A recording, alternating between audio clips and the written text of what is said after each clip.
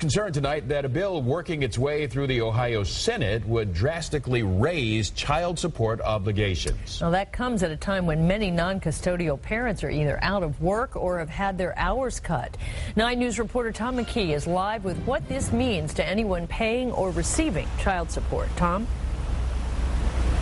Well, Carol, first of all, it could mean more work for the people here at the Hamilton County Department of Job and Family Services. That's because Senate Bill 292 revises the child support calculation worksheet for the first time since 1992 to adjust for inflation. However, the group Fathers and Families in Ohio is saying any adjustments in payments that are double-digit could render some parents unable to meet their obligation.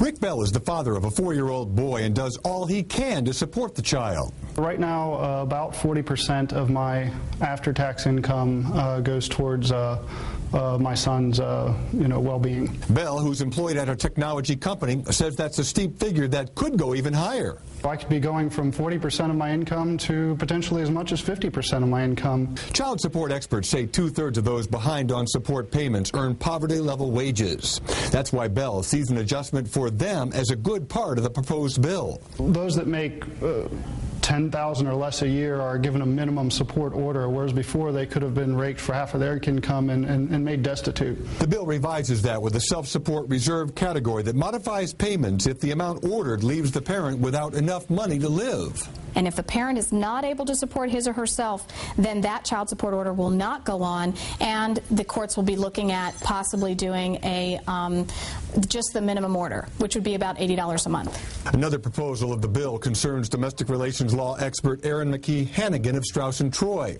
It bases support calculations on how much time a non-custodial parent spends with the child.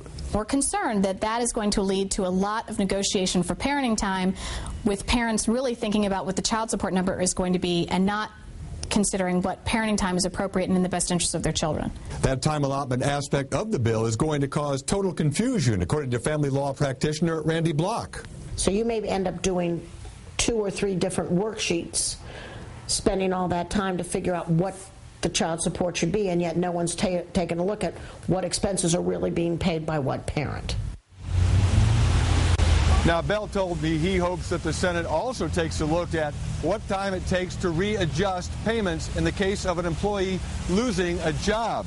He said it took 6 months, Carol, for the calculations to be changed so he didn't pay the full amount when a company that he had started went belly up during the recession. One other note, Hamilton County State Senator Bill Seitz is one of the co-sponsors of this legislation that's working its way through the Ohio legislature.